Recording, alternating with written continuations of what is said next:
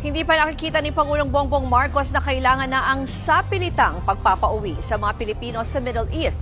Yan ay sa kabila ng higit 100 Pilipino na gusto na raw umuwi dahil sa tumintinding tensyon doon.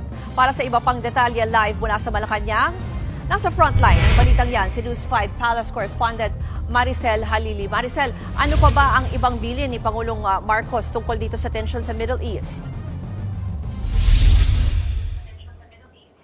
Gaya ng sinabi mo nga, Ruth, hindi pa kailangan ng mandatory repatriation. Sabi ni Pangulong Bongbong Marcos sa ngayon ay pinagpapaubaya muna nila sa mga kababayan natin sa Israel ang desisyon kung nais na nilang makabalik sa bansa. Pero sa ngayon, papunta na raw si Department of Migrant Workers Secretary Hans Kakdak dyan sa Jordan para matulungan yung mga kababayan natin na nais nang lumikas sa Israel na makabalik dito sa Pilipinas. Pero bukod nga dyan, Ruth, isa sa mga binabantayan ni Pangulong Bongbong Marcos ay ang posibleng maging epekto ng gulong ito sa Middle East sa presyo ng petrolyo dito sa Pilipinas. Hindi naman natin maikakaila na puro mga oil-producing countries ang nandyan sa Middle East, kaya hindi malayo na mahirapan na mailabas yung supply mula dyan sa rehiyon na yan kapag nagtuloy-tuloy ang gulo. Kaya ang sabi ni Pangulong Bongbong Marcos, sa ngayon naman ay nakahanda sila na ipatupad ulit yung pamamahagi ng fuel subsidy. Kung matatandaan natin, ginawa na ito noong panahon ng pandemya na kung saan ay tumaas ng husto yung presyo ng gasolina, presyo ng diesel, ng krudo at nabigyan naman ng fuel subsidy yung mga apektadong sektor.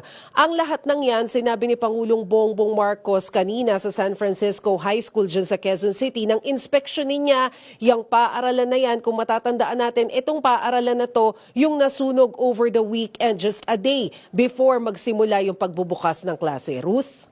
Yan ngang nabanggit mo, Maricel, na inspeksyon, no? Ano ba ang mga sinabi ng Pangulo tungkol dyan, lalo na kung related dito sa edukasyon?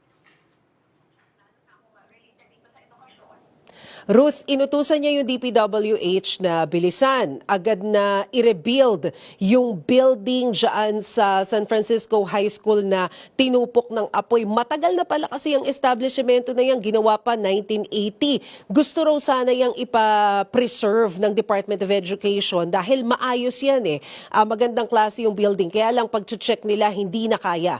Kaya kailangan ng buwagin, 2-story building yan, gagawin na nilang 4-story building para kasi sa ngayon sa dalawang palapag na building nasa 600 plus yung estudyante na kaya niyang i-accommodate. Ngayon kung dodoblihin yan, madodoble din yung dami ng estudyante na pwedeng accommodate. Pero ang sabi naman siya ng Department of Education, nasa 180 million pesos yung kailangang pondo para maipatayo yung 4-story building na ipapalit dyan sa nasunog. Pero kaya naman daw tapusin sa loob ng 1 taon. Ang kagandahan lang nito, nabanggit nga kanina ng Pangulo at ng principal ng San Francisco High School, hindi naman naantala yung klase dahil lang ginawa nila yung mga affected students, inilipat nila doon sa DepEd Annex A na building na nandun din mismo sa compound ng San Francisco High School. So, dire-diretso yung kanilang klase sa mga oras na ito. Ruth.